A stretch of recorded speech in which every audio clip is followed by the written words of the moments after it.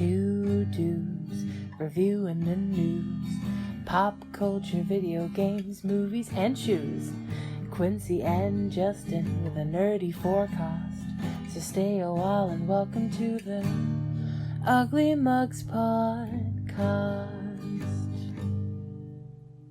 Welcome to the Mugs Podcast. I'm your host, Quincy. And your other host, Justin. We're actually back. I got a new router. That's what the name of the episode is. That's the joke. After a month of more than a month because of technical issues, probably. Yeah, but I think our last good episode that I was able to actually thumb through with minor hiccups was indeed 1 month ago. It was in August. I'm trying to pull up the stream to make sure it's going good on my end, and I'm currently watching a Sonic Shake commercial, which is just making me sit here and go, I really want Sonic. Damn, I'd rather have a Sonic Shake. Well, I mean, maybe when we're done. Maybe. Yeah. So we've been gone for multitudes of reasons. The previous episode that we tried to go live on, there was technical issues with Wi-Fi, and then there was the fact that my AC is broke again, and it's been broken for a month. Yeah, and still isn't fixed. It still isn't fixed, but it's tolerable. It's not hot, but it's it's a little uncomfy. Would you say?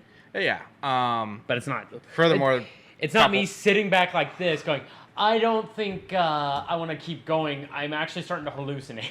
Coupled with the fact that I'm also sitting on a heating pad right now because I have a back injury. So yes.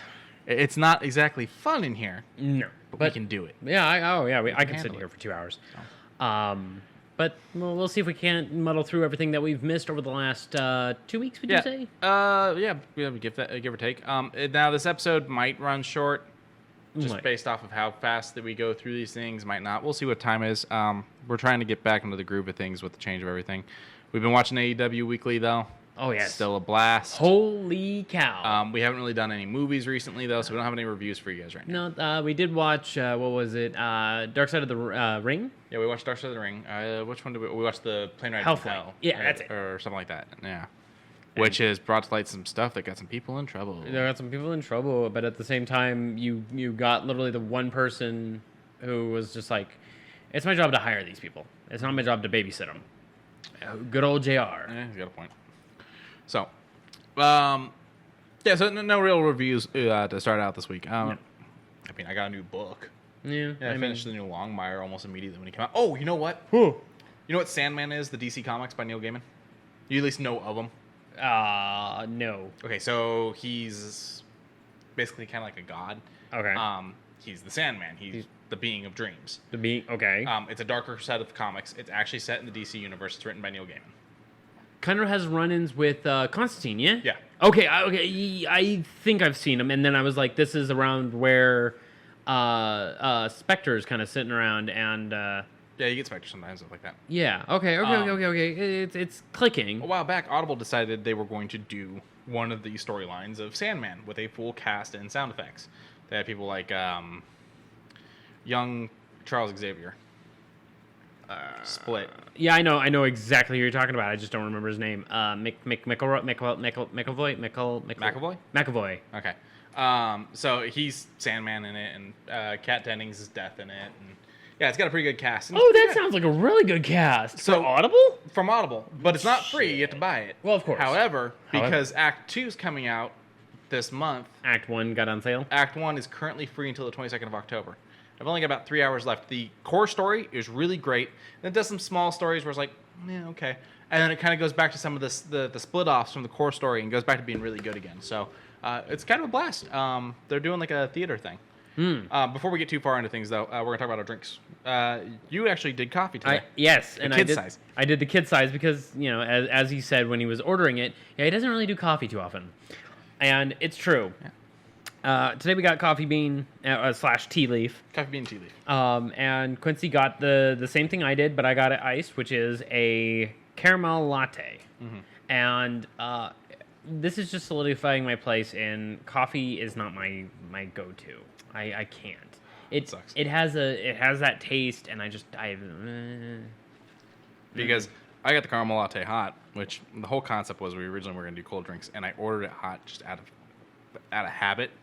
I was going to order an iced drink or a frappe or something like that, and out of habit ordered hot. I know Lauren's probably sitting there going, "You crazy bastard." Oh yeah. But this is my go-to drink at pretty much any coffee place. Caramel latte, yeah. Is like some form of a caramel latte. Or the caramelizer over at Dutch Brothers. I don't do that one anymore. They changed the recipe. Did they? Yeah, they do it with a cold brew now, and it kind of threw everything off. Okay. Like, cold brew is not bad. I like cold brew, but it just the recipe doesn't work the way it did before. So now I do the picture perfect, which is okay, but it's not the same. The unprettier. But this is actually the great thing about this is I don't have to change anything with it. Oh, okay. You know, when I order this from Starbucks, I used to be able to order it just fine. But now I have to tell them to do stuff to it because they've changed the way they make it, and it just doesn't come out right. And even when I tell them to do the stuff that I tell them to do, it still doesn't come out right. It's the white girl order of 5 pumps of this, 3 pumps of this. Yeah, it starts to become that, which I hate having to do. I want to be able to just go in and order a drink off the menu. Yeah. I mean, back in the day, back when I used to get Starbucks every now and again for my boss who would always send me over, she would be like, "You want the golden scaled Komodo dragon?" I'd be like, "Huh?" She's like, "Well, I named your drink," and I was like, "Oh yeah, sure," which is a green tea frappuccino with caramel drizzle. And I was like, "Oh, okay, yeah, sure, yeah." I enjoyed it. It is one of my go-tos for Starbucks, but not anymore because I haven't gone in like 6 years. Yeah, I mean, I'll probably ramp up going again when the eggnog latte comes back in 2 months or whatever it's going to be. Yeah. Because that's one of the holiday drinks I go. That's pretty much the only holiday drink I go for. Like right now, I'm not a pumpkin spice person. Yeah, and I'm not either. So I don't go nuts on that. Is the stream showing any issues on your end? Because nope. I am clean and clear. I had to refresh the page. Here, so. I'm just gonna run it on this end, but let's carry on. Our wayward son. Okay, so back to the salmon thing real quick. So oh yes. So yeah, if you have an Audible Plus membership, which is pretty much if you have the monthly membership, you should have an Audible Plus membership. Mm-hmm. The first one is free until the 22nd. I highly suggest it. It's very well done. And they tell you enough that you don't have to know too much going in. Mm-hmm. I'm actually kind of excited for the second one. Okay, so you're good on... Mm-hmm. Okay, cool. So it's my computer. Yeah. So... You're able to go into this is pretty empty on your knowledge, and I'm pretty excited for the second one. And it's actually kind of working in the fact that by them giving me the first one free, even for a limited time, I might buy the second one when it comes out. So yeah, we're running fine. We're gonna get a reverb. Just for it wasn't that loud. I'm sure it'll be fine. Yeah. It's just like I'm sure they can't hear the fan right now because we got it low enough. Yeah. All right. Now we can go into news. That was the only real review I had, unless you got something. I don't know. I've been playing Destiny and just trying to make it through the week, and now that I have a set schedule, I am so happy to say that. Because now whenever I go out and I'm like, I can now schedule things. It's Saturday, Sunday off with Monday through Friday at 9 to 5, so I can now do things. I can do things now. You got free time. Yeah, well, yeah. It's just, God...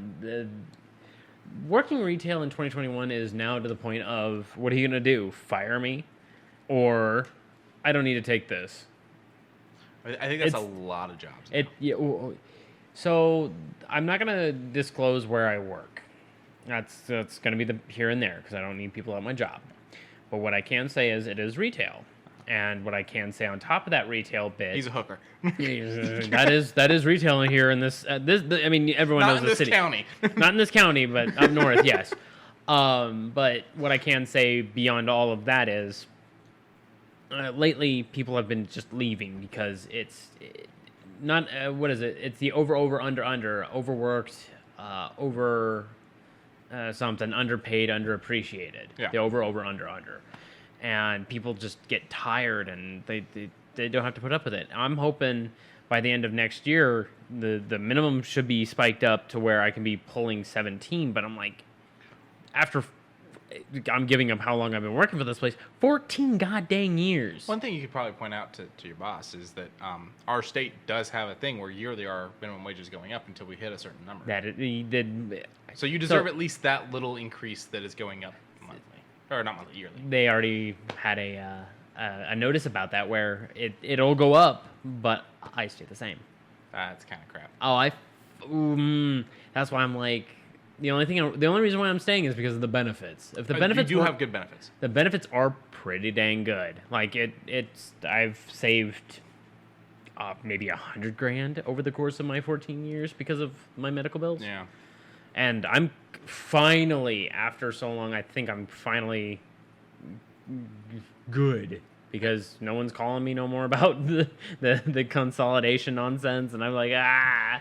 I mean, I'm still paying off things, and my problems weren't nearly as bad. They were same wheelhouse as yours, but weren't nearly as bad. And I'm still paying things off because I have no insurance. Yeah. And that's kind of the downside with my job is, I don't have a boss to be pissed off at because I am my own boss. So, I mean, you can be mad at yourself. Yeah, but I already am when I'm not at work. It's like you take a picture. It's like you take a picture of the house. Fuck! God damn it, Quincy! I told you. Definitely done that. But then there's also the fact that being an independent contractor, I don't have benefits. No, my retirement fund is started myself, and so on and so forth. Right, but you get to, when you put things in there, you make your own investments. Yeah, and that's a smart but I'm thing. too broke to keep investing, so my retirement fund's like $200. I don't want to talk numbers. I got a penny of interest on my savings account the other day. I got 4. Oh, nice. Yeah. when I looked at my 401k, it said, "Hey, your seasonal looking good." Okay, let's take a look. 4 cents. Okay. Well, what about what I put in last month? I put in $400 and something over the last 2 months. Okay, 4 cents for a season. Thanks. Insert job here. We're doing good, Toasty. We're doing good. We actually are the toasty ones here. So yeah, it's a little warm. It's still a little warm, but it's not bad. We will manage. We will survive. In about a week and a half's time, I think our high starts hitting only 79. Yeah. By the time my AC gets fixed, we won't need it. Oh no, but We're starting fires in the corner to stay warm. Oh God. I don't know if the heater works. I haven't tried. Well, luckily for me, I radiate heat, so we won't need it at all. Yeah, pissing rain down there. What is that? New Zealand, Australia? I forget which one you live in. I could go for some rain right now.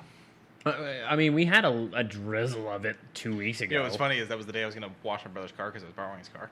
Oh, that's right. I'm like, I'm going to wash your car for you. He's like, cool. And I pulled out of the drive and it starts raining. I'm like, good thing I didn't already freaking do it. Yeah. And then like 2 days later, I got it washed and it had like a 4-day rain check on it. So if it rains, you can get it rewashed. Yeah. It's the day I'm giving him the car back. Okay. And I'm making a turn to go home. I'm maybe 5 minutes from the house, and the fucking receipt flies out the window. And I'm like, oh, it better not rain. It had better not rain. Now that I'm giving him this thing back into it, because that's what I do when I borrow someone's car. I wash it. Really? Yeah. Oh, that's nice. I also got his tires fixed because his tires were all his pressure was all screwed up. Well, I'm glad that you take care of people's cars because there was a time where I knew a person who loaned out their car for a day and it would come back just jank, no gas. No, I always put it back full tank, and I wash it. In fact, I was talking to my mom about it, and she goes, "You didn't do that the last time you borrowed my car." I'm like, "Mom, I haven't borrowed your car in like 2 years." And she goes, "Yeah, you haven't. You didn't wash it." I'm like, "No, I haven't, and I always wash it. The only car I don't wash is your boyfriend's because he says it breaks it." It's a joke, but every time I wash his car for some reason, something breaks afterwards. Oh. It's like a weird thing. He's like, the dirt's holding it together. I mean, all right, let's dig into some of this. Yeah, so we'll get into the news now. I said Australia, by the way. Oh, okay. I remember. I recall now. I play Marvel Strike Force, and we recently got a new member in my alliance who's from Australia, and I was like, oh, finally an Aussie. I haven't had an Aussie in the alliance yet. The time difference. Oh, staggering. It's screwing me up. Because I keep trying to remember when messaging them and making sure I'm not sending them messages at like 3 a.m. Well, okay. Well, you always got to remember they're in the future. They're way in the future. That's the other thing. He's in the future. So it's like they're getting events before I'm getting events. Oh, that's right. Yeah. Because it's not global launch. No. It's at time launch. Certain things are global launch. Other things are at time. It depends on the thing. Resets. Yeah. Yeah, daily resets are usually at their time, not our time. But things like Destiny are global resets where, are at 10 a.m. Pacific Standard Time. It's 2 p.m. over in the East Coast. Well, like today, we got a huge update for Strike Force. We're getting Omega Red. We're getting Lady. I don't know what they're calling her. I think they're calling her Death Strike instead of Death Fingers. I mean, Death Strike. Yeah, okay. I know who you're talking about with Death Strike. I don't know who the fuck.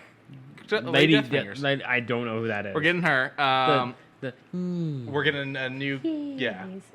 We're getting a Weapon X costume for Wolverine, so it's with a thing on his head, him in his underwear, standing there. The blue X. No, it's X-Force. That's X-Force. Yeah, so it's just the thing on his head from when they did the Weapon X experiment on him and him in his underwear. He's the I came out of the tube. Yeah. Mommy, I pissed the bed. And then we were getting Cloak and Dagger, which we already knew. But so we're getting all this. Yeah. So we're getting this huge update today to add in the stuff for Omega Red and Lady Death and the new costumes. We're also getting the blue Cyclops costume, which looks terrible. Oh my god. So he got that today too because the update went down at the same time. So whatever time it is in Australia at noon here, he's is like, when I already his got it. updates go. No, he got it at the same time as us. Oh, that's that one's a global one. Okay. But his like daily resets and things like that are all his time. Okay. And they have this weird thing where you can go through and you can try to get your 24-person alliance to sync up and have everyone reset their things so that they're at the same time, so everyone runs on the same clock. It is an option. I like that idea actually. But trying to rein 24 people in to do it. I mean, it's one of those things of, as soon as I get home, I can do a couple things while I'm like, cooking up dinner or whatever. And oh, hey, look, they just did that. Bam! In about an hour they're gonna reset. Do I want to do everything as soon as the reset happens, or do I want to wait till I get home tomorrow? Like it's gonna take a collaborative effort, yes, but I can foresee that working, considering that's kind of what I'm doing with one of my mobile games unnamed mobile game that I just joined a random guild with. So the cool thing is though is when we get the monthly calendars, you get the daily login rewards. Yes. And so they'll show us the full monthly calendar of what you can get if you don't miss any days. Yes. He can send us. Oh, what's coming It's only a couple hours early, but it's like, oh, cool. So that's because it's normally a character. So like it's Beast right now. So he'll be able to tell us what next month, and I bet you it's probably going to be some kind of like mutant based thing. It'll probably be something like that, Brotherhood or something. Oh. So he'll be able to tell us a couple hours before we actually get it. Fair enough. All right, in the news. The news. That was kind of newsy. That was down our path. It was geeky stuff. Yes. Strike Force is a fun game. Strike Force is a fun game. It's just not my cup. Because you suck. You're right. There's a DC version. That is a crap game. Is it? Yeah. It's just bad textures, lazy, like raids. I don't like anything about it. I don't like anything about that version of the game. And it could be really good because DC's got a great mythology. Yeah. I mean, the only mobile game that I've been like always going with is Puzzles and Dragons. Puzzles and Dragons, and it just got its Jujutsu Kaisen collaboration, and I know nothing of the anime, watched one episode of the anime, and I said, this is a weird anime about martial arts and being able to punch things so hard. I like that. I'm okay with that. Okay. I'll watch it. We've watched some weird animes. But what's the weirdest scene in an anime you didn't expect to be weird? That's caught you off guard. Safe for work answer or not safe for work answer? Make it. It can be not safe for work. Just try to be safe for work. Nope. Okay. Nope. If you know it, you know it. But I guess if we're going safe for work, then I would just say the one that I did not expect would probably be. Because mine's not exactly safe for work. So. Oh, no, I'm gonna leave mine alone. I would probably have to say Cowboy Bebop. My very first time going through it as a youth and watching the Puro episode, or no, actually, it would probably be Brain Crack, which was the one where Faye got put into that cult, that video game cult. Yeah, I would say that would probably be the one that made me go, Hey, thank you for the sub, Toast. Oh, thank you. You ever seen Firefly? Yes, I have. Okay, the episode where the bounty hunter sneaks in while they're sleeping is very much like the episode of Cowboy Bebop where they run out of gas. Okay. The parallels are uncanny. Okay. It's practically the same episode. And then there's also just the fact that I'll talk about that later when we've reached that story point. Yeah. But there's another anime that is like spot on. It's freaking. With Firefly? Yeah. The Outlaw Star. Outlaw Star. That was the one I was thinking of. Yeah, that one's parallel to the degree. All right, man. Check it later, Toast. Have fun. Okay, so mine was when we watched Food Wars for the first time. You weren't expecting the first one, were you? When he gives her the peanut butter covered squid tentacle, her reaction caught me completely off guard.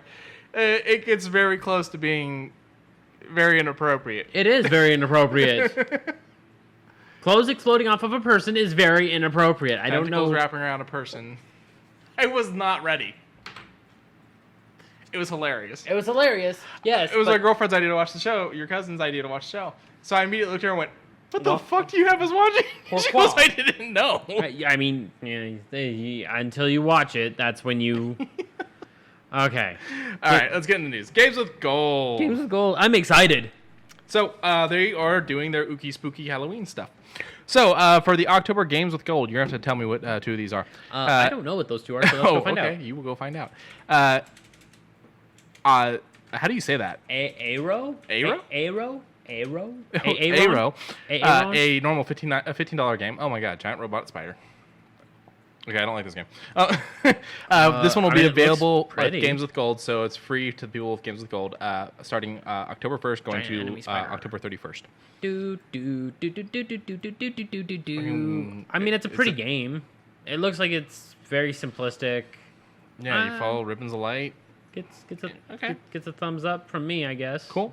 Simple. What's the second one? The second one is Hover. I'll search that. $24.99 normally. This one will be available starting October 16th, running until November 15th. So it's that weird carryover one that you end up with. Oh, is this the Jet Set Radio one? Is it? You would know. Oh, it kind of is. I hope this is it, because this looks like fun.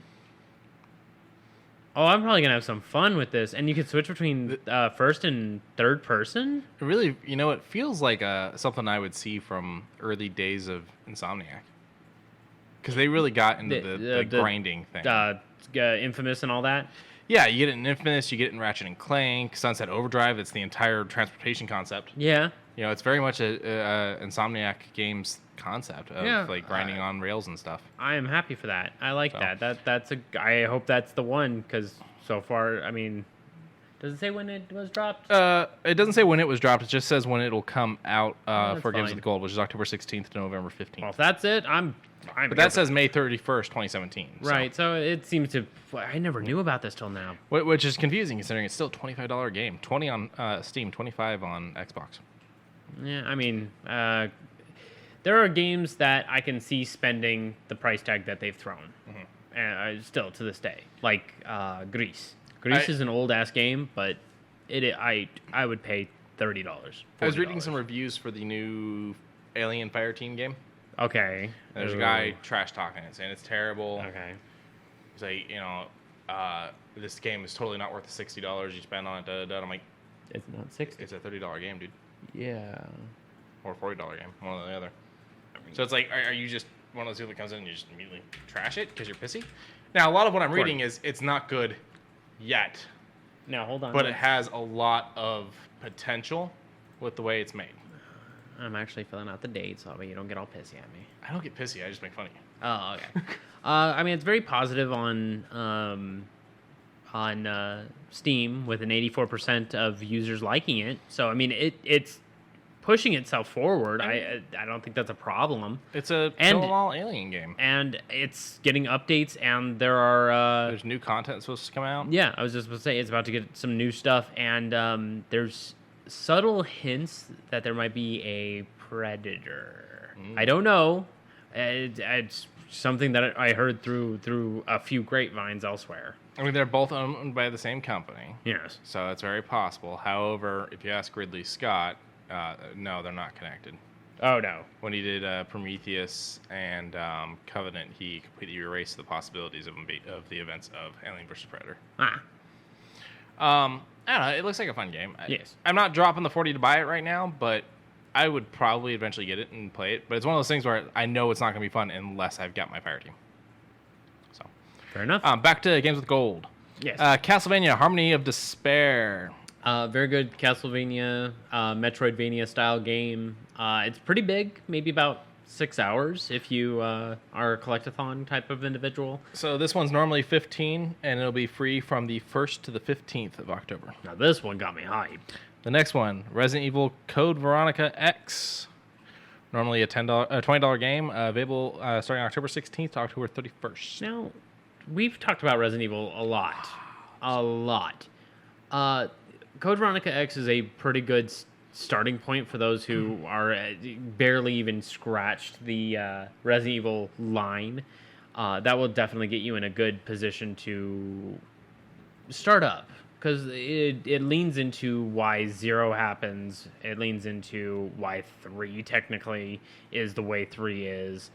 Why people are still going to Raccoon City to the events of it. It kind of gives a little bit of premise of why Leon has to go do 4. I've never played it, so this will be interesting for me. Yeah, it's gonna look old. Yeah, because it's Code Veronica X, so it's the Dreamcast version, so it is gonna look a little jank. The big thing is, do the controls work? It's tank, so yes, but it's gonna be a learning curve. Okay. Dead by Daylight.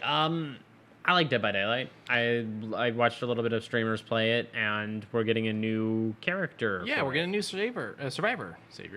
The Hour of the Witch features Michaela Reed, a Wiccan, would you say? Probably. Yeah. Could be some other version of that. Could pagan. It could be some version of pagan. Could be Wiccan. Could just be witch and not actually labeling it. Yeah. Let's see what my breakdown here says. So, I like the style of this character. Oh yeah, I do too. It's got like a pilgrim style hat, the round thinking glasses, tattoos. She looks fine. There's no weirdness here. So actually, I don't really have much information because they didn't really let anyone look at the perks yet on this character. All they said is she brings light and life to a realm of darkness and death. Cool. I'm assuming Wiccan then. I'm assuming Wiccan. I think this will be kind of fun, kind of interesting. I don't really play as the survivors. I did buy Pinhead when it came out. Yeah. Did you came? The box. You opened it. I came. So Pinhead was kind of fun. I enjoyed Pinhead. I don't have all the characters. I have a lot I need to get still. And there's a few that are no longer available, sadly. So, but I think new survivors are a good addition, especially because a lot of the times it's like you get a killer and you get some survivors, and that's a nice trade-off. But I don't remember too many times where we got just a survivor, other than like maybe Ash. Speaking of which, there is an Evil Dead box set coming out. Very beautiful, nice long box, great artwork on it. It says it's the Ultimate Evil Dead collection or something like that. I know we're going into movie territory, but that's fine. Well, I only brought it up because we said that's not it. That's not it? No.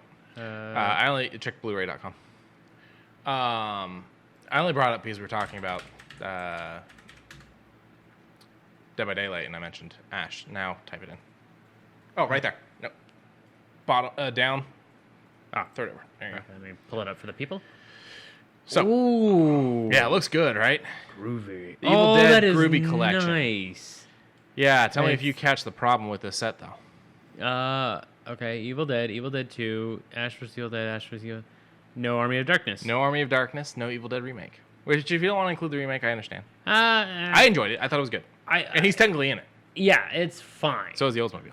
Yeah, but no Army of Darkness. I mean, it's canon. It is canon, but I guess it's not an Evil Dead. Better than Placebo. I don't know. But it's a beautiful set, $80. It is. That's not bad. No, not bad. I like the art that was used for this. Yeah. I knew Blu-ray.com would have it. Yeah. And then I assume an art book? Yeah, with the boomstick making the two O's in Groovy. Yeah. Which is very nice. All right, we can get back to games now. All right, let me close out of these real quick. There we go. This trailer was good. Yeah, so we're a little behind on some of the stuff because of what we missed. So a little bit of like the Sony, what was it? Showcase. PlayStation Showcase. We're just going to talk about some of the things we were interested in from it because we didn't get to actually cover it like we wanted. Yes. So we have God of War Ragnarok, and this trailer was pretty good. It painted Norse mythology really well. Everyone's like Fat Thor, and they're either loving it a lot like Quincey and I, or disliking it because it's not Chris Hemsworth. And who also technically, and I don't normally do this. This is a different friend of mine that is normally the person to do this. Chris Hemsworth's Thor is the Marvel Comics Thor. That's Yes. not the actual Thor. That's not the. I mean, son. it is not. It is not the. It is not. I mean, if you drank that much alcohol, I don't care if you're a god of whatever. You ask for another, you get another. That beer gut's gonna be big. But at the same time, that motherfucker moved an entire continent. That is the origin story. Or not continent, country. Yeah. Yeah, he moved Norway out from the other Europeans. Yeah.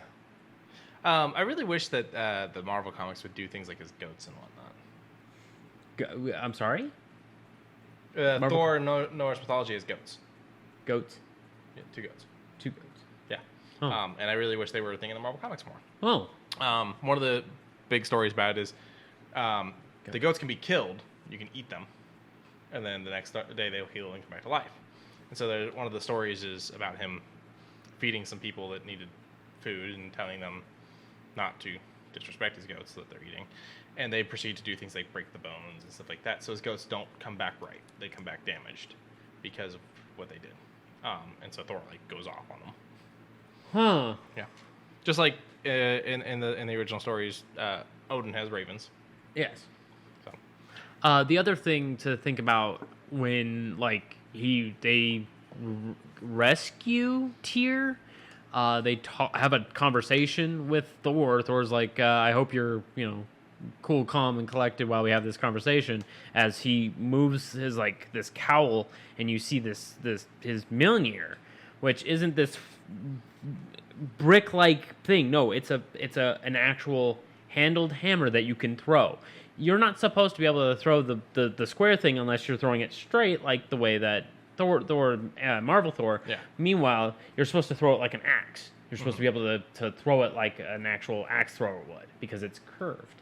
So a little bit of food for thought for that. But they made it look amazing. You see the electricity course between his fingers and Mjolnir. I want this game, but I'm mad that it's a $660 game. So we're going to talk about that real quick. Yes. The showcase actually showed us a few things we wanted. Ragnarok, we knew we were going to want it. But the reality is, did either of us get the last God of War game? You got the last one? Mm. Oh, I haven't. I didn't get it. Yeah. Oh, you want to borrow it? Yes. Okay. Okay. And then... Oh, wait, it's digital. Oh, it's digital? Yeah, sorry. That's all right. Apparently it's not all right. I just broke that. Not right. So, we've talked about a lot in the past about how right now buying anything for the PlayStation, because the PlayStation 5 is not backwards compatible like the Xbox is. And the PlayStation 5 is limiting release of games to just the 5, unlike the Xbox. Yes. The Xbox is releasing games that work on both consoles still. That at this point, if you're buying this console and a game, it's basically you're buying a $600 game, because the reality is you're buying that game because it's not available on PC, or it's not available on Xbox, or it's not available on Nintendo. And so you're buying a $500-something console just to play one game. Making that game's price tag, which in some cases is already $10 more than it should be. Oh, that's right. It's $670. $670. You're making that one game a $600 game. That being said, as more titles come out that adjust it a little bit, you're still having to drop that $500-something, $600-something just for the console, and then still buying $50 and $70 games. Right. So it's still going to be expensive as hell, and it's still one of those things where literally the only reason why either of us will get a PlayStation 5 will be because of the games that they are making exclusives. For instance, Ragnarok looks beautiful, sounds beautiful, everything about this game looks fucking great. Yes. And then the next game we're going to talk about. Boop, boop. Spider-Man does whatever a spider can. Favorite character? Yes. I'm not wearing his shirt right now. I'm wearing a Batman shirt. Yeah, But right. it Close reminds me, second. I got something to show you. It'll debut on our first actual fall episode, but I got something to show you. Okay. Spider-Man 2. Spider-Man 1 was amazing. I have not played Miles yet because I was kind of pissed off about the Peter redesign, and I was like, you know what? I'm gonna wait just to show that you guys did stupid shit, and I noticed it. Yep. That's fine. They're hurting for my $40. Yeah. They're doing fine without my $40. Oh yeah, they are. But yeah. But- So, and that's one of the things that kind of pisses me off. Yes. If I bought, for instance, I bought Avengers on the Xbox. Yes. Which will be free by the end of the month. Yeah.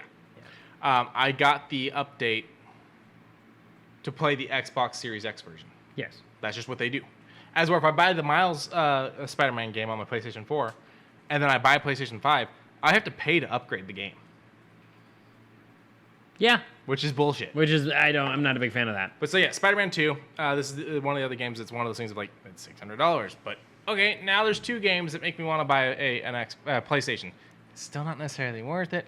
But we hear what sounds like Craven. We see Spider and Miles, they're both technically Spidey. We see Peter and Miles working together. In is that a broken multiverse then? You didn't play one, right? No. Okay, Miles is in one. Oh, is he? Yeah, this is a universe where they both exist. Oh, okay. Like, because Miles is actually from the Ultimate Spider-Man comics. Yeah. So Peter's a thing. Yes. But And Miles has his powers and isn't doing anything. It isn't Spider-Verse where Peter... It isn't Spider-Verse where things have crossed over. But if you remember Spider-Verse, he's got a Peter Parker in his Spider-Verse But his too. dies. Who dies, yeah. Who dies. Yeah, no, Miles in this gets bit by a spider and gets the powers, but Peter's still alive. Okay. So, yeah, no, it's not a Spider-Verse thing yet. Yet. I think eventually they'll probably go there. With Spider-Gwen and all that? Yeah, eventually. And Noir. Oh, Noir. Noir would be fun. Because Noir uses guns, doesn't he? Yes. You do get suits in the first Spider-Man game, though, that have different attributes. That I recall. I remember seeing the punk one and going, that's kind of good. And then Bagman? Yeah. One of the best things about the suit things, though, is like they get each suit has its own attribute. Mm-hmm. However, if you have a suit you really like, but you have a different attribute you like, you can mix and match. So you can look good while using something you already enjoy as far as power-wise. That's kind of neat. I mean, it's only one ability at a time, so if you decide you don't want that ability anymore and you want to switch something else out, you can. Or if there's another ability you want, you have to give up the ability you're using.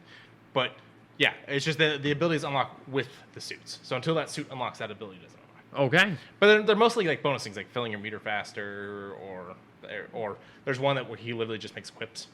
Like, it increases the amount of jokes he makes. Fair enough. So this game looks great. We're seeing Kraven, we're seeing Venom, which we knew we were going to get Venom after Spider-Man 1, which, by the way, I have physical if you ever want to borrow it. What? Spider-Man. Oh, one? Okay. We'll see. We'll see. You may not like it because it is very similar to Batman. Which I'm a little rough and tumble with the fighting. I just did my billionth playthrough of City. I've been trying to beat that one thing the night version. Hold on. I died from a glitch. Yeah, I remember you told me this, and you were frustrated then, as you are frustrated now. Easy on the beats. Okay. You good? Okay. Woosah. Woosah. But I don't mind it. It's just the repetitiveness of it. I don't know why. There's certain repetitive things I don't mind because it's like I can get engagement out of it. Okay, good. I mean, you're not. I mean, I'm playing Dark Souls, so yeah, you're right. I don't know. There's something about it that makes me just. I'm sitting there clicking the sticks, doing my good dodges, and then all of a sudden I just start nodding off, and I'm just like, I can't engage. I wonder if Spidey would be different for you because you like Marvel a little bit more than you like DC. Maybe the story would be enough. I don't know. It's got a good story. I mean, also going through the city might be fun. It almost made me cry because Stan's in it, and the game came out after his death. So. Yeah, I almost cried. I watched a couple of his unreleased interview portions. The ones that they've been animating? The few, yes. Okay, those are fun. Yeah, if you guys can hear me on this, look up where Stanley talks about the word fuck. Yeah. That is one of my favorite animated featurettes of all time. It's a blast. Yeah, he doesn't curse on an everyday. No. But he was just like, that's a fun word. Because, I mean, it could be a noun, hey, you fuck, it could be an adjective, and he just goes on and on about how it's a good word and not necessarily meaning what it normally should mean, and it's not a bad word. But, so, Spider-Man 2 looks great. Sounds great. It looks fantastic. And then when Venom pops his head out and, oh, man, like, oh, no. Now, here's the thing. Show me that Todd McFarlane bullshit. Do you want to know about the end of Spider-Man? The game? Look at him. The first game? Look at him. He's so happy. Sure. Harry Osborn's sick and hasn't been around. He's been sent off to a hospital somewhere, or he's traveling is what Peter and MJ are being told. The Green Goblin? Harry Osborn, not Norman. In fact, there is no Green Goblin, at least not yet. Oh. In fact, there's a couple villains that come to their first time being a villain in that game, despite it being like 5 years into Spider-Man being Spider-Man. So this is just an alternate universe where their origin story is a little different. Yeah, Okay. or like when they happened is different. Okay. But it does its own flair. So, and spoilers for this game. We don't know where Harry is. Peter's been led to believe he's out of the country. We find a secret lab in Norman's apartment. Okay. Which, by the way, Norman's the mayor of New York. Oh, I remember there was a comic book There's a comic where he becomes president. Oh. And leader of S.H.I.E.L.D. at one point. Oh, that's right, and he runs it better than what's his name? Nick Fury? Nick Not Fury. exactly, because he starts being a villain again. Oh. Turn But- face to turn heel. The Jericho way. Turn face to turn heel. So he, so you see this lab and whatnot, and do some investigating, and then you leave, and there's spiders there and whatnot. It's kind of weird. And then after you leave, they show a tank that you realize Harry's in. Harry's sick from something his mother has. Or had. Okay. Something Okay. that killed her. Okay. So they've got him being kept in like a stasis in this tank A tube. that's got the symbiote in there with him. So the question is this Harry or is this Eddie? Oh, or Carnage, or one of the If others. It's black. It can't be Carnage. Okay, then what was the one that's black with There's a couple other with ones the, that are with black. the blue inlay? Yeah. What was it? Scream? No, Scream's like a Orange? yellow and orange. Then yeah, I know there's one other that's black and blue. Yeah, I don't recall, but even still, I'm here for all of this. This seems like a good idea, and yeah.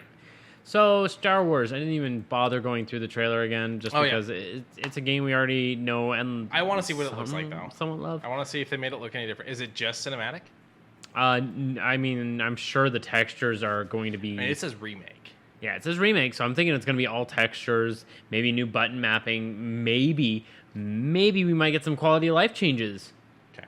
such as the traveling bullshit from the original might be completely nixed. So yeah, this is Star Wars: Knights of the Old Republic, or better known as KOTOR. All of this will be KOTOR because it's Star Wars Knights of the Old Republic remake. This was announced for PlayStation 5, and that's all PlayStation said, and that's all Sony said, which really upsets me because I love KOTOR and I would love to play a remake of it, but to lock a game that was not exclusive to an exclusivity like this really pisses me off. Now they're getting the original version, at least from what we can tell, the original version over on the Switch, which is nice. But I mean, I've got the original version on Xbox. I've got the original version on computer. I don't need the original version anymore. I want the remake. Right. Luckily for some, Lucas Games did come out and say, "Oh, it's also coming out for PC."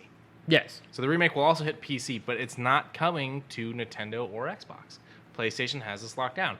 There is some speculation that this is a temporary lockdown, kind of like the speculation that there is that the remakes for Final Fantasy are temporary. Yeah. We still have yet to see actual proof of those. Well, so. it's Square Enix. Square Enix has, for the most part, been a little bit more open about it. It's just when you have had all of your games on one generation of console, or two generations of console, it's kind of hard to be like, haha, you supported this console, here's the game that you know and love, but in a new light. I can kind of see why they kept Final Fantasy on Sony PlayStation. But I mean, the new Final Fantasy's come out on both. Right. So when you fully remake a game, Right. I'm not saying you're wrong, but I understand why they would do that. It's not good. It's not great, but I understand. so. But Knights of the Old Republic, it'll be nice for people who never got to play this to be able to get back into it, and that's one of the silver linings I'm going to look at. Next, and this is the other one that's like, holy crap, I might need to get a PlayStation 5. I want to see gameplay first, to be 100% honest. Yeah. I would love to see gameplay. What we're talking about is Wolverine. There's also rumors this is set in the same universe as the Spider-Man game. Ooh. Which, by the way, does have the Avengers. You don't ever see them. You just see Avengers Tower, which is Yeah. Stark Tower from the Sure. movies, basically. And he talks about them, but you don't ever see him. Is he, at the time, is Peter an Avenger? No. He's just the friendly neighborhood? Friendly neighborhood Spider-Man. Okay. Yeah. But Wolverine is set in the same universe. Let's fucking go. But I want to see gameplay. That's my period. I don't have anything to mention until I see it. But it's just a teaser for now. Yeah. I mean, this is literally the first time they've mentioned this game. Yeah, So I it's mean, not like they kept talking Wolverine game, and then they showed us a 53-second teaser. No, they threw a dart at a wall and said, "Here's this trailer of a bar full of beat up dudes, a guy taking a drink with a cowboy hat." Now it says not actual gameplay. Do you think it's an engine though? I mean, it has to be. It doesn't have to be. Well, in today's times, it kind of does. I mean, it can be in an engine they know does really good cinematics, but it doesn't mean it's going to be the engine they use for the gameplay. game. I think Because it says not actual gameplay, but my question is, are my cinematics in this game going to look that good? probably. Oh fuck yeah. You think so? Oh yeah. It's Insomniac, so yeah. Real quick, while you got YouTube up, Yes. just pull up the helicopter scene from the first Spider-Man game. Have you seen that? Helicopter scene from Spider-Man. Spider-Man PS4. Yeah. Oh, it knows what I wanted to look at. This one. Yeah. Okay. Okay. Skip forward a bit. To what? Further.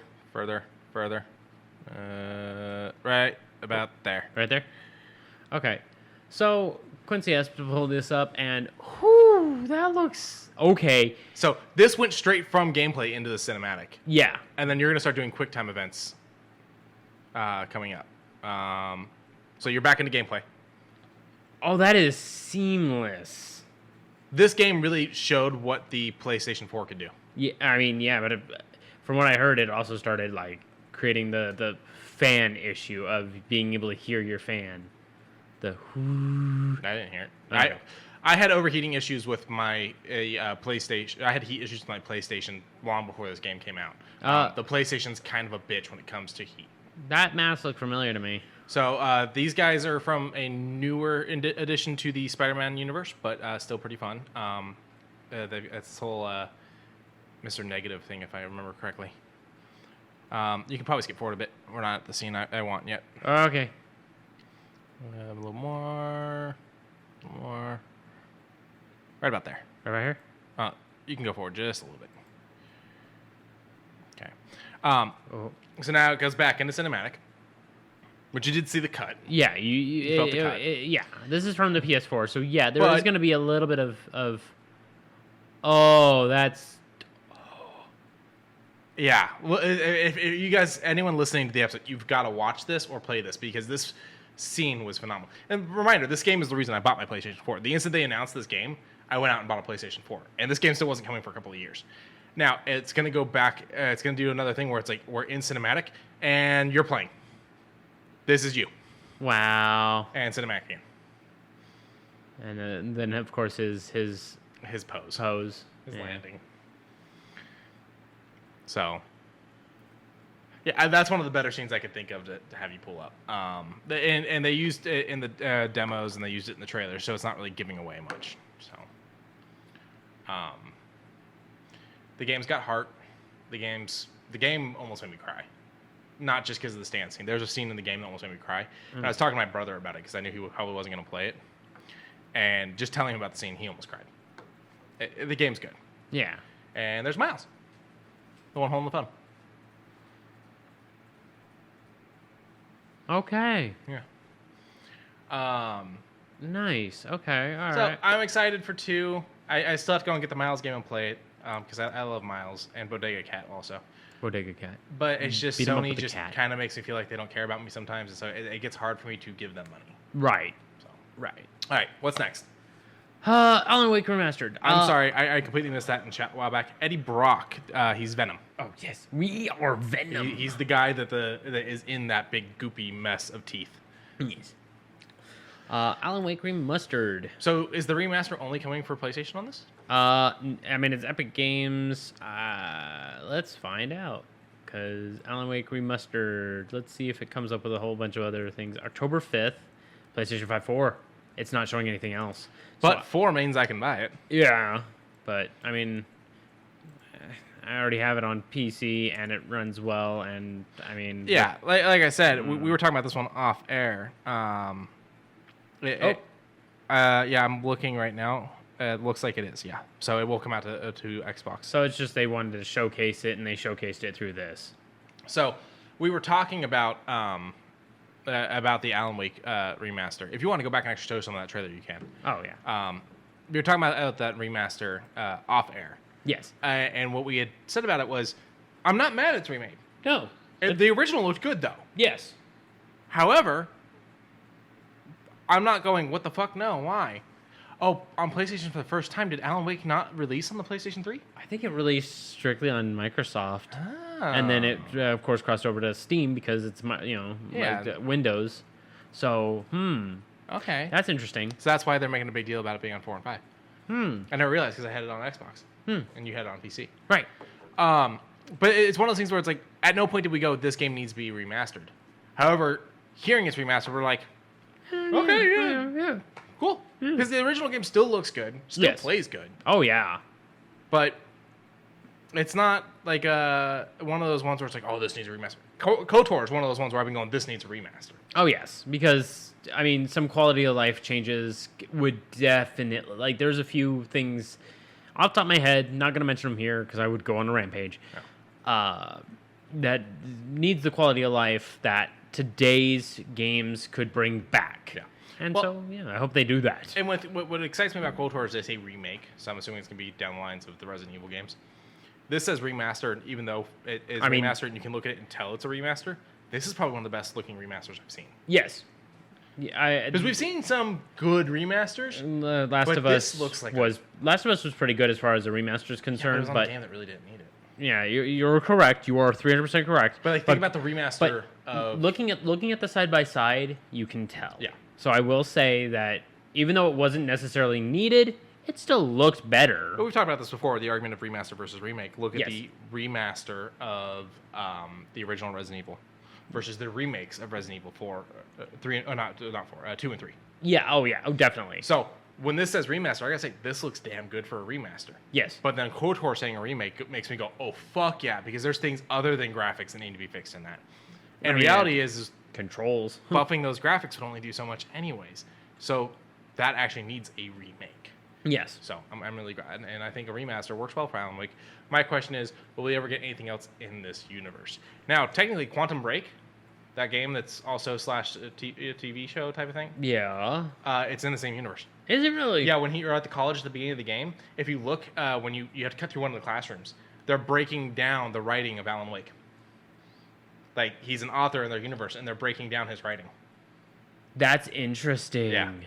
Okay. That game was actually kind of fun. I haven't finished it yet. I heard it was okay. Like, it's a halfway detective shoot-'em-up thing? So it's a shoot-'em-up with, like, playing with fast-forward, pausing, and rewinding time type of thing. Okay.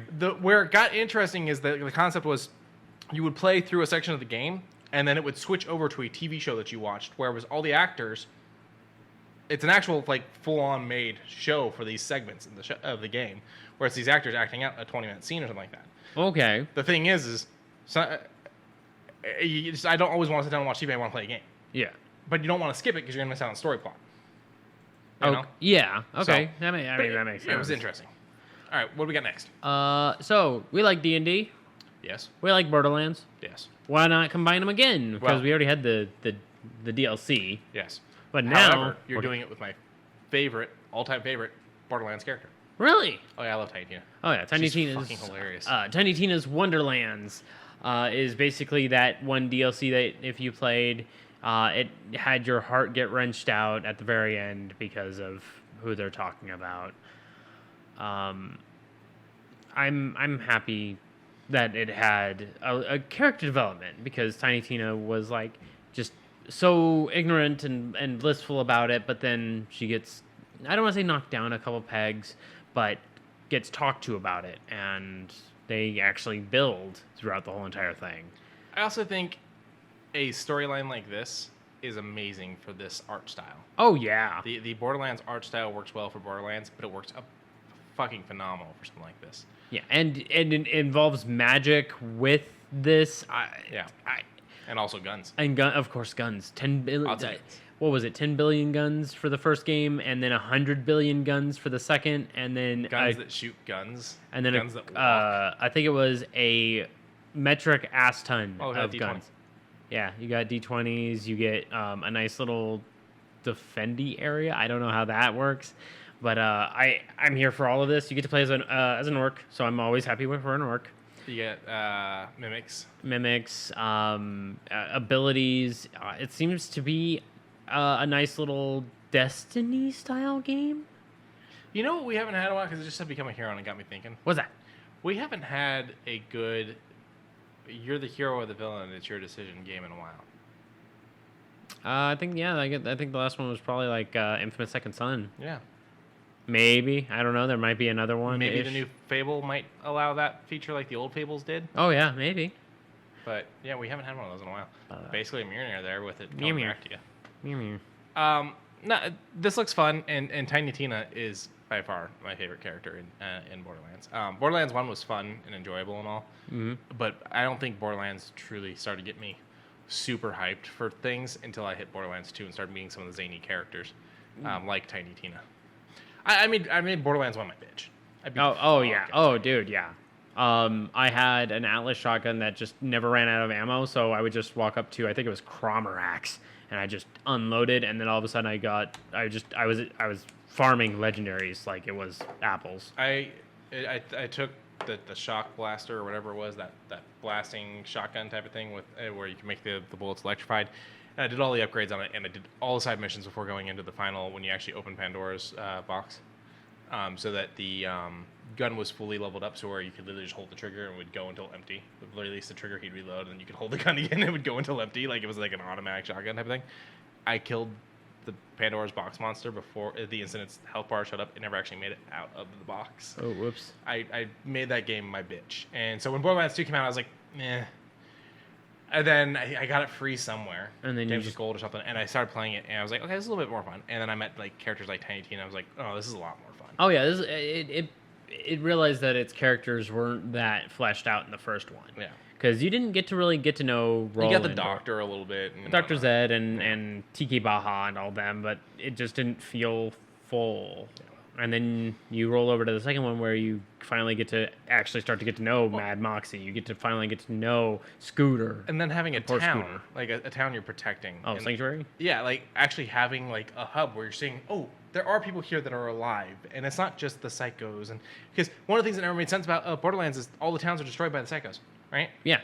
So why is the business there? The business is literally only making money off of you. Like Borderlands 1 felt so pointless when you really think about it. Like, yeah, the Firestone was literally a town that was just about to get wiped out. Zed was like, if you didn't show up, I would have been dead. And it's like, well, why didn't you? And life doesn't ever come back to that town in that game or nothing. No, because in the second game, you go back through it and it's gone. It is wiped off. You do get to explore all the places that you've already been, such as TK Baja's home, and you get the TK Wave, and then you go to Dr. Zed's medical hospital thing, clinic, and you get a nice free chest. But yeah, there's not a lot of life in that part of it too.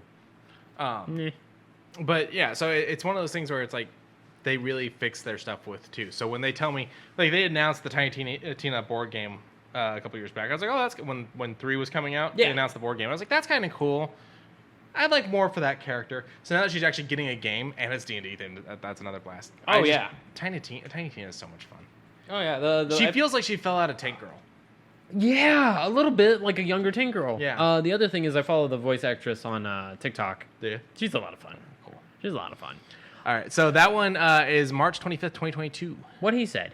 The other thing about D&D, remember when we talked about Nerds D&D campaign? I have one of the campaigns as well. I haven't looked to see which one it is yet. It's going to go in order. So you have to buy 7 different orders in order to get all 7 pieces. I stopped at a Walgreens that had a display for them, and the whole thing was just pushed down and everything. And I was like, customers, you know. Yeah. And I'm just like, you guys could have done a little bit more because it's basically just a big Nerds box. It's a D&D Nerds box. It's got D20, D6, D8 on it, and it's I nice. miss the days of them doing in-store cardboards that made me want to try to steal them. You know? Oh, the standees. Yeah, like a good standee or something. Like there was when Amazing Spider-Man came out. Or maybe it was Amazing. You don't even need to continue this story. At Walmart, they had in the toy aisle a life-size Spidey coming down one of the shelves, or something like that.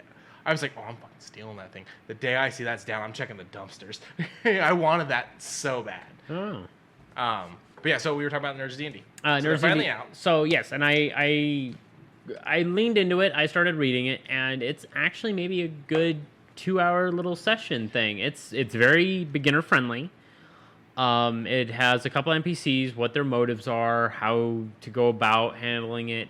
It is very nerds heavy. Like, candy. The can a little of both. I was pushing my glasses up my nose for anyone that isn't watching. Actually, it's your nostrils. Do you ever watch Drag Race? No. Okay, so there's one season where they're doing a bunch of different things. One of the characters dressed up as a nerd, and she comes out and she goes, "Good evening, esteemed panel of judges." And she's like doing the buck teeth. She's got the freckles. She's got the glasses with the tape, and then she just starts biting at the air. Just Oh my god. Oh, I think it was Trixie, but I could be wrong. Trixie? Yeah, Oh, I think it was Trixie. I like Oh, which we it's not on there anymore, but we caught Trixie's documentary before they took it off of Netflix. Oh yeah. It was actually really interesting because it kind of shows where Trixie was at when Trixie and Katya fell apart and stopped doing their show. They fell apart? Yeah, for a bit. Oh, I didn't know nothing on And nothing. then they went back to it, and Katya fell back into drugs and had to go back to rehab and everything. Oh. And basically became kind of shitty to Trixie and stuff like that. Oh. It shows you some shit that I didn't, because they didn't talk about it on the show or anything. Yeah, because of The course. documentary shows some shit like when Trixie won Drag Race, Katya sent a bunch of nasty fucking messages. Shit talking her, everything. It was crazy. So now they're back to doing. Yeah, they're back to doing that. Okay. But yeah, so yeah, Katya left and Bob the Drag King had to come in so they could finish the season because they were supposed to be doing it because at that point they were on TV, they weren't on YouTube anymore. Oh. And so it's like Katya left, so Trixie didn't know what the hell to do. So they brought on Bob the Drag Queen, who did pretty well. Okay. Bob's on TikTok, and there's a video where people are asking Bob questions. Oh. And one of the questions is, Bob, what's that hairbrush in the bathroom for? Bob's bald. Okay. So Bob stands there for a second and goes, man, y'all ain't shit on this app. Fair enough. All right, sorry. Back to the Nerds D&D before we move on. I haven't looked too much into the terms of services because Wizards of the Coast is fine with people doing D&D on Twitch and stuff like that, but you have to be careful about certain things you use depending on what you do and whatnot for other things other than playing like an actual play. I wonder if you're allowed to actual play the nerds, or if Nerds Wonka doesn't want you doing it because they want people to unlock them. I think a little column A, a little column B, because I would say you probably have to talk about it and like be like, hey, can I utilize your thing to help promote your product? Yeah. I'll do the first 2 sessions, but people got to buy the rest.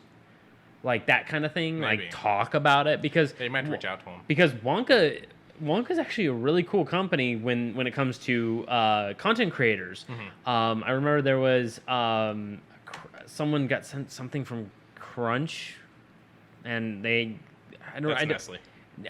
But it's owned by Wonka's owned by Nestle. Oh, really? Yes. I know. But they got something for Nestle Crunch, and I don't recall the entire package, but it was actually like this pretty fair sized thing, and they got a bunch of really neat things. And then you got Sour Patch Kids, not Wonka, but Sour Patch sent Tim the Tatman, I believe it was, a whole big old thing that is now promoted by him. And then now you got Ninja pushing other candies and products and apps. Ninja and Red Bull did their whole Ninja, thing, Red Bull, Ninja, and which then his, also included Bandai because what was it, Reeboks?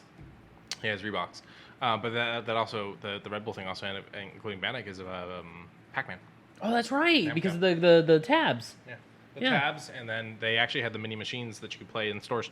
Hey, Hey, but I mean, D&D is doing really great right now. there's a new book, There's a new book now, and a new book in a month. and then And- the 50th anniversary is coming up. That is correct. And Quincy, what if I told you that during a small interview, we could be getting a new edition? Like, what do you mean? Like, I'm talking maybe either 6th edition, which would not be good for any of us right now, So the rumors I've heard, or Well, 5.5. we'll hear what you're going to say about. Okay, so 5.5. What I've heard is that it's actually going to be D&D 50 for the 50th anniversary. Okay. So it'll be basically 5.5, but instead of calling it 5.5, they're going to call it 50 because it's kind of close to 5e. Oh. Okay, I mean, it's a They may still call it 5.5 so- and do something different. This could be two completely different things, but that's the thing I've heard. So what have you heard? Well, I mean, I'm surprised that it's 50-year anniversary for one, because it dawns on me how old things are until the anniversaries roll around. 72. 72? 72 Yeah. would be, I think it's 72. Yeah, you go ahead and do your Yeah, search. I mean, when I hear freaking Sega had their 25th anniversary for X, and I was like, damn. 1974. Okay. But then Wizards of the Coast acquired it in 97. Yeah. But when something has its anniversary, I'm just like, damn, it's really that old? And then I look at how old I am, and I'm just like, shut up. Don't call me out like this, you anniversary. But I'm happy to see that everything's getting these big old anniversaries, because it's been around for so dang long. Yes. Even though time doesn't stop. Time is an exclusive thing that just... Time is irrelevant. It is at this point. Einstein said so. All right. But... Tangina. No, D&D. D&D. That'll be a blast. So with 5.5, so I don't know where we're at. with that little bit of that interview, they said that everything that was announced for that is going to be 5e compatible, or 5e is going to be compatible with it, which means what you already know is going to be able to roll over. So it's kind of like Rebirth with DC, where it's like, fuck it, it's all legit. Sure. If we said it, then fine. It's basically 3e to 3.5. Okay. And 3.5 is like 3.5 fix the fuck ups of 3. Some of. There's still a lot of fuck ups. It's not 4. I'm looking at you, Book of Exalted Deeds. It's not 4. Fair enough. And it's not 2. Damn. Do you want to do a lot of math? No. Do you want to do a lot of math No. that doesn't make sense? You need to know what you need to roll before you roll it, or you're not going to do the math on the fly. No. I guarantee it. 2e was not great. 4e was at least fine with combat, but as far as like social engagements was a little rough. 4e was just let's bicker at a table more than D&D already makes us bicker at a table. Believe it or not, my table's been doing pretty good with the 5e. I made my whole crew sad. Did you kill someone? I didn't kill him. I kidnapped him. Got to give him a little shred of hope.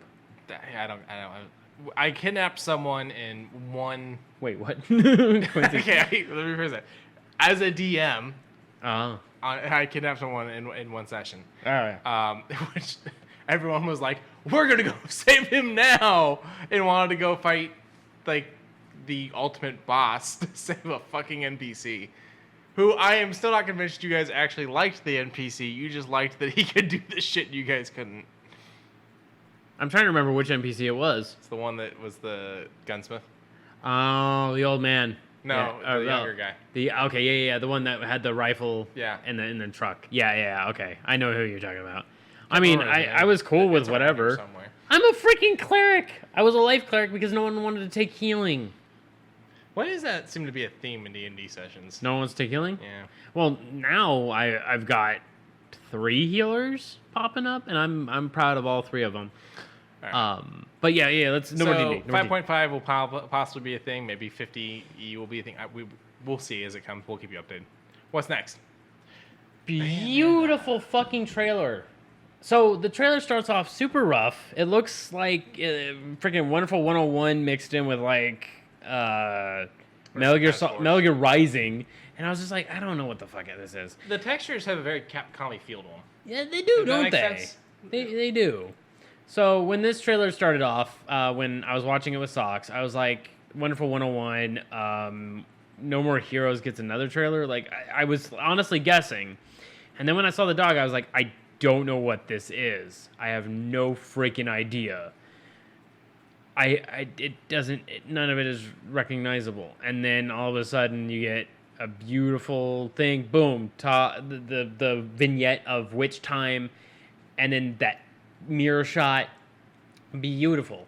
So we're getting Bayonetta 3. You know, I own them. I haven't played Bayonetta. I recommend them if you're. I mean, you like that hack and slash style. I would recommend at least giving it a shot. Is it more hack and slash like God of War, or is it more hack and slash God of War. God of War? God of War. It is very God of War, and fan art already popped out. A lot of people are drawing her like Sailor Moon because of the dancing. Yeah. I'm happy that Swery still has a job. Next thing. Sin and Punishment. Okay, I mean that's your big takeaway from this, but that's not even my big takeaway. Oh no, that's not even my biggest takeaway. We got fucking Wimback down there. My biggest takeaway is not even on the screen. Oh yeah. My other big takeaway is not even on screen. So Fucking they Mario announced Party. that Nintendo. What is it? Just Nintendo Online? Nintendo Switch Online. They're adding a bunch of N64 games as well as Sega games. Sega Genesis games. But no, my big thing, Genesis is cool just in general. Like all those titles is cool just because it's the first time I've seen a lot of them in a long time. Okay. No, my big one isn't on this list. Majora's Mask. I don't think is that a part of the... Yeah, that was part of the list I saw. Okay, they probably wanted to keep one Zelda title up there. Yeah, because this isn't everything. Oh, no. That's just what's going to pop out at the end of... No, more information at the end of October. Okay. And then there's some of the Genesis titles. Ones. Echo the Dolphin. Echo the Dolphin, Castlevania Bloodlines. Are you crying? No, I'm just losing it over Echo the Dolphin. Oh. Shining Force, the original Shining Force, Gunstar Heroes, Phantasy Star 4. A lot of really good RPG games, which is strange. I want the Batman 89 Sega game. Yeah, I don't know. The pain in the ass. No, the putting a controller through the screen, difficult game. I mean, you can have fun with that, man. Oh yeah, there it is. There it is. Yeah, Majora's we got Majora's Mask. Yeah, these lists. This isn't a complete F-Zero. list. I have the complete list. I found it on Twitter. Oh, there we go. Majora's Mask. Oh yeah, the original Pokemon Snap. Pokemon Snap. That's a huge thing. The Kirby 64, I liked it. Paper Mario. Banjo-Kazooie. When people saw that in the Twitch stream on the right, Banjo. Which is interesting because just buy reROUTE. Yeah, but let's say you don't have. Let's say you're not in a Microsoft household. And also the controllers to go with them. That's cool. Yeah. Now, just give me a way to hook up my controller because I still have my N64. Fair enough. But yes, only $50 each. I'm not mad at something that can connect to your Switch through this and have the origination. That's the price of a controller anyways. Yeah, I can't be mad. So thank you, both Shigeru Miyamoto and... I forget your name. Is he the one that did all the snapping? Yeah. All right. He's just fun. Oh, yeah. I was going to say, reReplay is also PC. Oh, is it really? I think. But this says platform Xbox One, but it does show up on the Microsoft website. So I think because it goes through the Xbox app. I don't know. That's probably what it is. Okay. I don't know. But so going back over to the PlayStation Showcase, there was one title that I kind of wanted to pull away from the rest, which is called Forspoken. This looks... It's interesting, but it looks like it's one of those isekai style stories where it's a person who's bullied, who's not really understood in their world, so they're having to go back into be a world. savior in another world. Yeah, fucking Bridge of Terabithia. We're gonna surprise you when someone drowns. Percy Jackson. Percy Jackson. I will say Percy Jackson was bullied at the beginning. Yeah. But what I will say with Percy Jackson is that they did some really fun stuff because it's in our world. Yes. Like, it broke that whole alternate world thing. Like, the Percy Jackson stuff's in our world. Yes. So. And then you get, like, this tear of a girl who's just having a bad day, and then all of a sudden she's like, well, I'm done having a bad day now that I'm here in this weird place with a nice, beautiful atmosphere and landscape. The 10 rings. Pretty much, she gets the Shang-Chi and the 10 rings on her right arm, and it says, hey, I can talk to you, and I can do things for you just with the will of your mind. And something tells me there's more to this story that's building, but from the simple of it, it is, hey, you are our savior because you were chosen. Very, very beautiful game.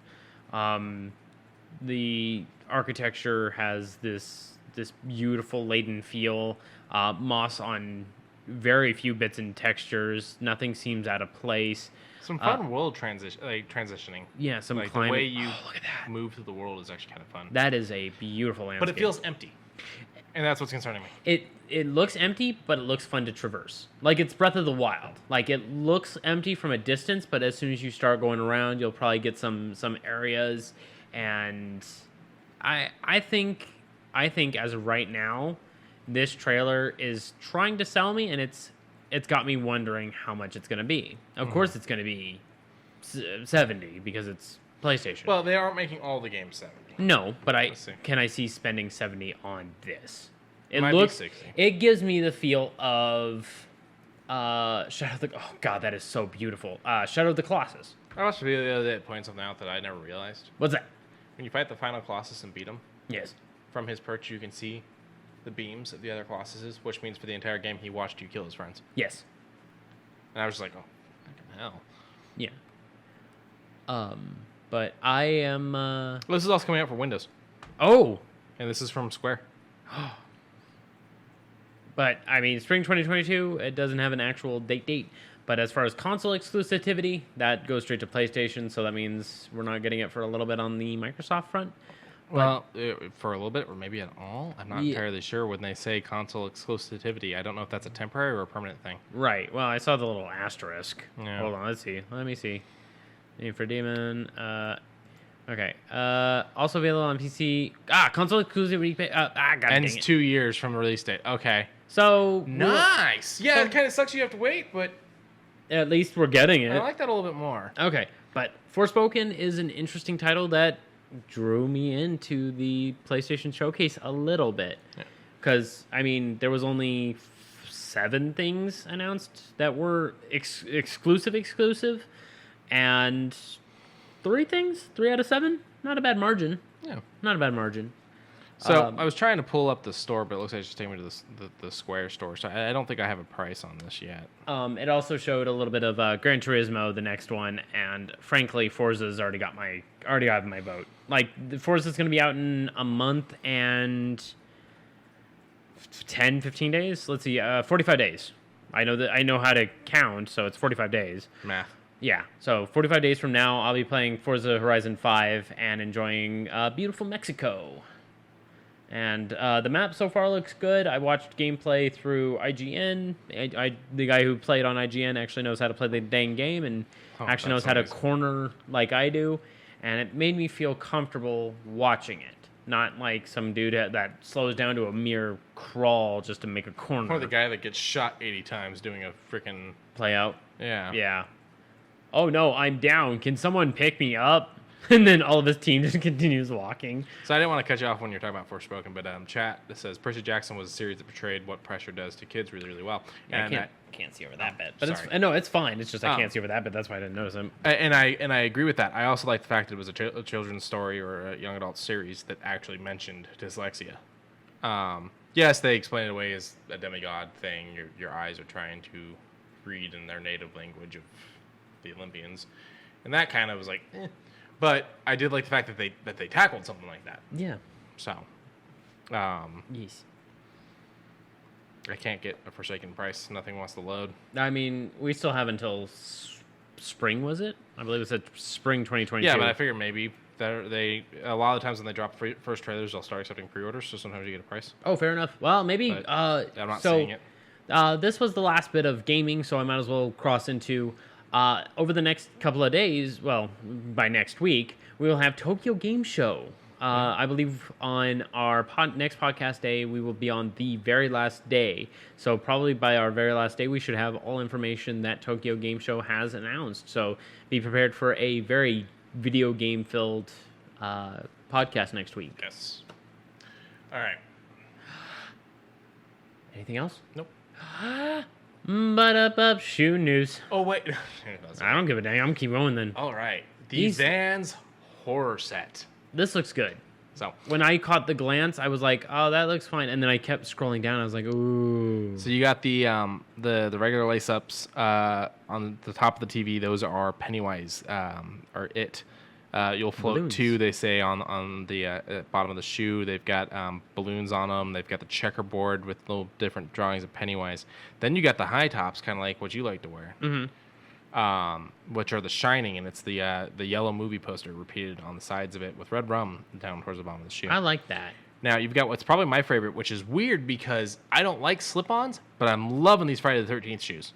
Oh, these. Yeah, the Friday the 13th slip-ons look amazing. They One do. foot says Friday the With 13th. a The other one beautiful has paint spackle and then like an airbrush looking. kind of, Jason, almost like they were spray painted on. Yeah.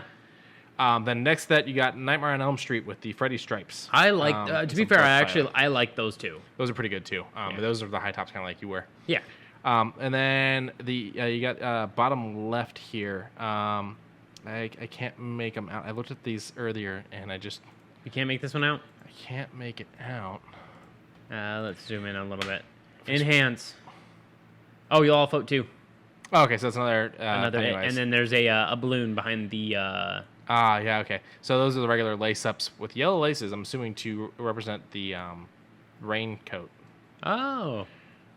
Hey, Georgie. Next to that, you got another set of slip-ons, which is the twins from The Shining. Now these ones. All work and no play. Yeah, makes Jack a dull boy.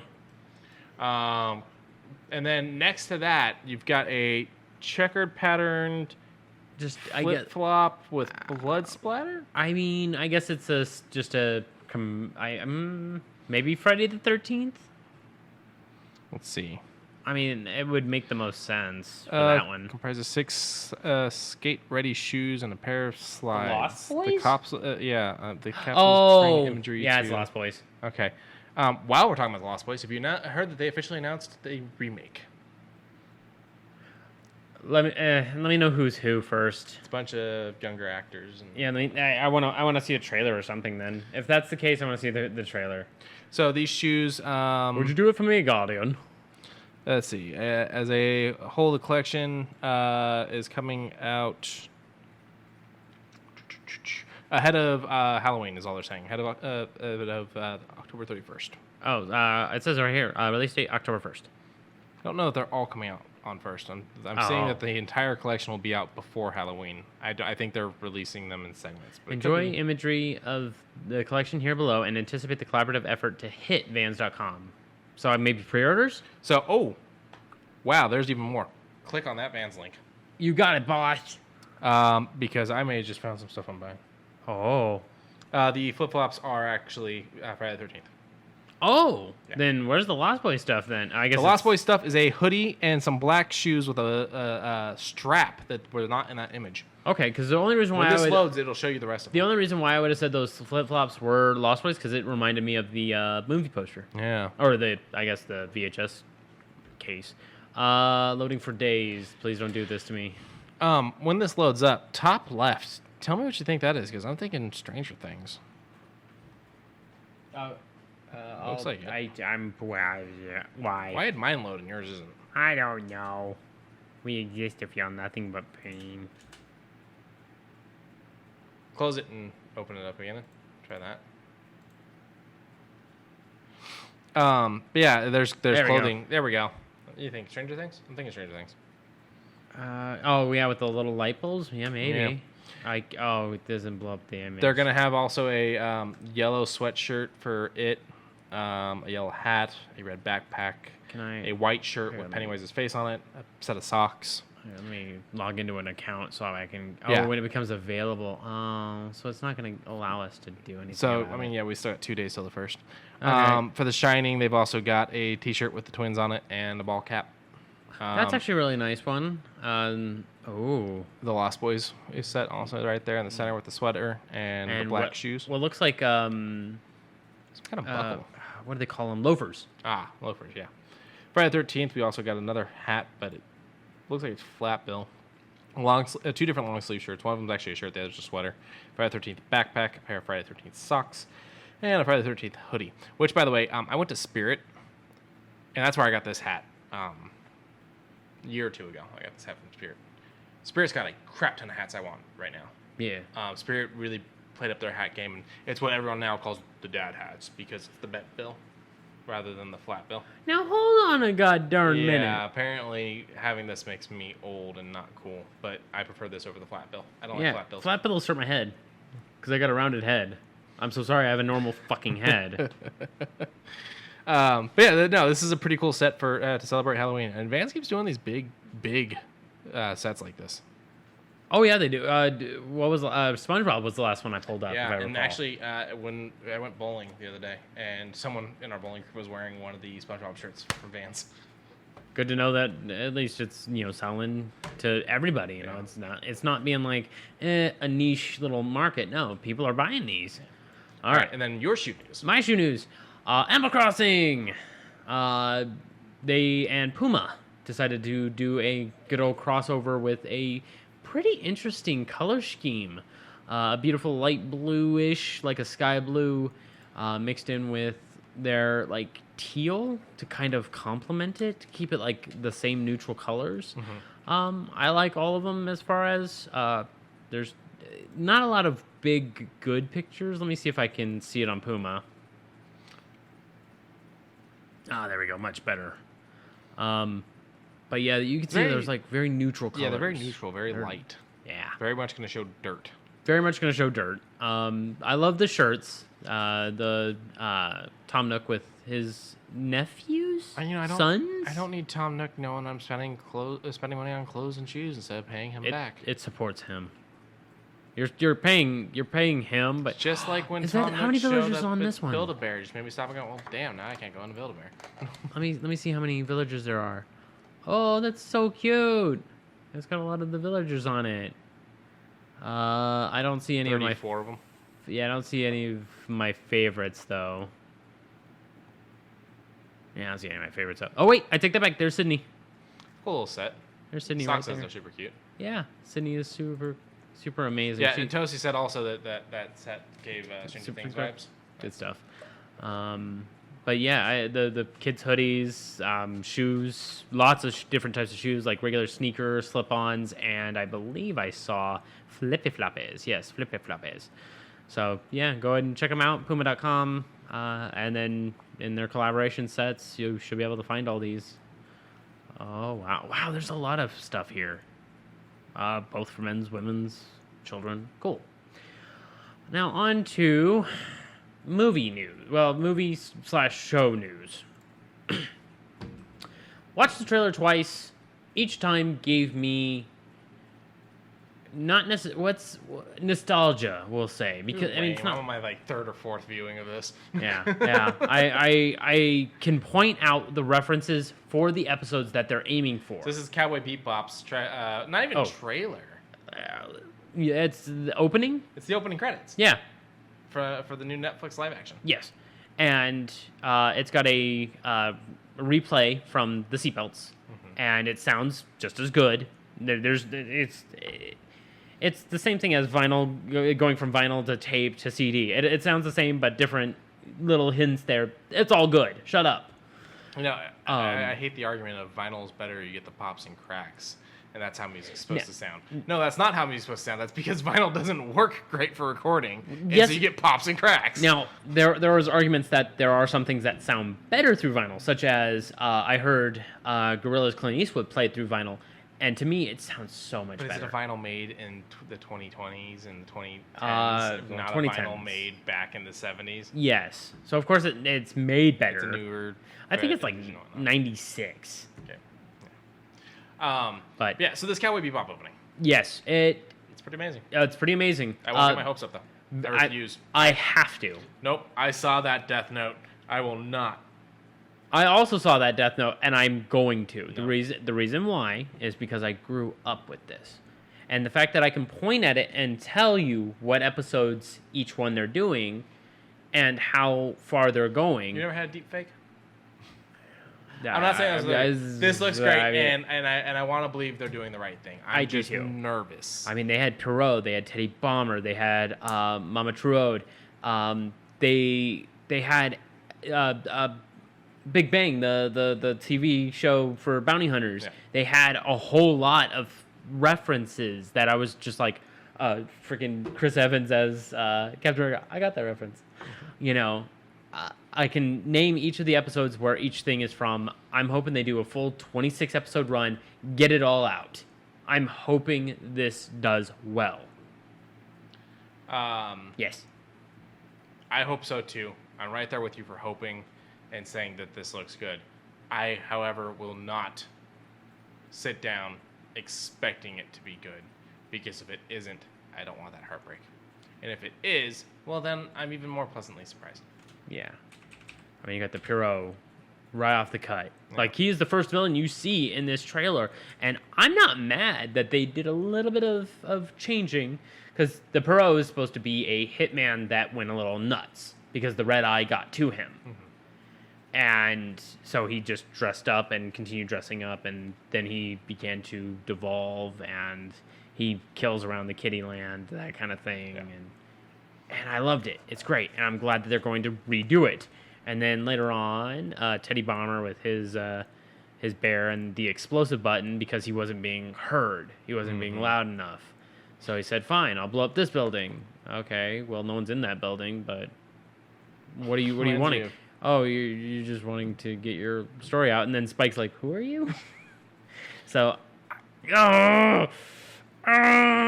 this is set for a November 19th release. Yes.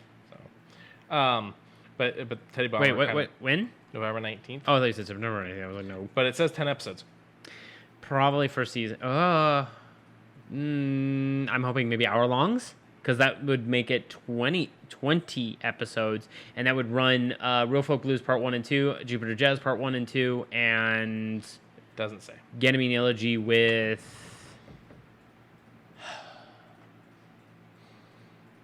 They've already got my favorite character. Eulogy for a Devil, maybe. They've already got my favorite character, looking amazing, charming as fuck. Oh, I mean...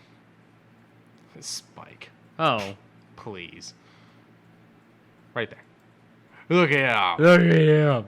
So I'm the super smart corgi that was a genetic experiment that ran away. Yep. Now he's dead. Oh, yeah. But Lauren asked where's Ed. I'm like, Ed doesn't show up right away. And also, Ed is not in the trailer. Well, Lauren said, where's Ed? And talking about the opening credits and the trailers and whatnot. I'm like, Ed doesn't show up right away. So 10 episodes of the first season, if they are doing more than one season, Ed probably doesn't show up until season 2.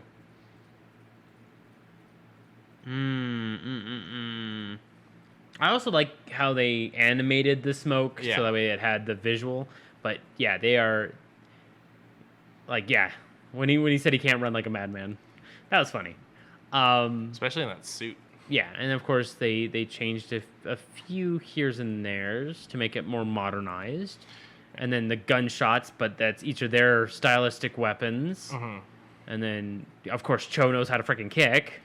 I mean, Cho as Sulu is badass. Yes, so there's no problem. I never had an issue when Cho was casted. I was like, he'll do the action and whatnot. And I love seeing where both of them are. Cho here, after becoming famous because of Harold and Kumar, and then I can't think of his name right now, but the other guy from Harold and Kumar, being involved in politics and stuff like that, and like actually working in DC and stuff. It's crazy to see where the two of them went.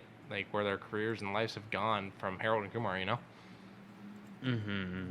And also you have Julia. I don't know the actress who's playing Julia, but not a bad pick. Not a bad pick. I can probably find her out real quick. Yeah, if you wish. But yeah, I'm here for all the episodes that I can confirm from this, because that immediately, as said, you have Jupiter Jazz Part 1 and Part 2. You have Real Folk Blues Part 1 and Part 2. You've got Mushroom Mambo. You've got... the episode where Ein pops in and I don't remember the name of it. Samba? No. I don't remember. I don't remember either. I'm big on Cowboy Bebop. It is one of my go-to animes just to put in the background because I've seen it so many times. So that's the actress that plays her. Okay, I'm not mad at that. I'm not mad at that casting. Elena Satin. Satine. I scrolled through real quick. A lot of like an episode of this, episode of that, but big shows like Gifted for 9 episodes, the Twin Peaks revival for 2 episodes, the 24 revival for an episode, Chris Cornell's Nearly Forgot My Broken Heart music video. Okay. Agents of S.H.I.E.L.D. for 2 episodes. The Sixth Gun, the animated 1 hour or TV movie, an episode of Smallville. All right, what we got next? You know more about this than I do. Yeah, not much to say. Book of Boba Fett, the thing we all are waiting for. They dropped the release date. I still have to catch up on Mandalorian. You can make that face all you want, man. I've been working way too hard. I still have What If to catch up on. Oh wait, are you caught up on What If? Okay, to be fair, What If has not been out nearly as long as the second season of Mandalorian. It's still a damn shame, isn't it? Yeah, I haven't caught up on it. I'm sorry. Have you seen Shang-Chi? Let me just pull the money that I have in my wallet for it. Fuckhead. You started this. I- Book of Boba Fett, which Doesn't you make shouldn't know about since you haven't watched the second season of Mandalorian. Doesn't make me any more broke. They dropped the release date. It's actually making it this year, December 29th. Just in time before the end of the year. Nice. So I'm pretty excited for that. I mean, did this come out of nowhere, or did this have an announcement? This is teased at the end of a Mandalorian episode from season 2. Okay. I mean, including the title. Oh, okay. The title and kind of the general feel of what it's going to be like is all teased at the end of a Mandalorian episode. I don't want to give much away. That's fine. Especially to people who haven't seen it because it's kind of a cool scene.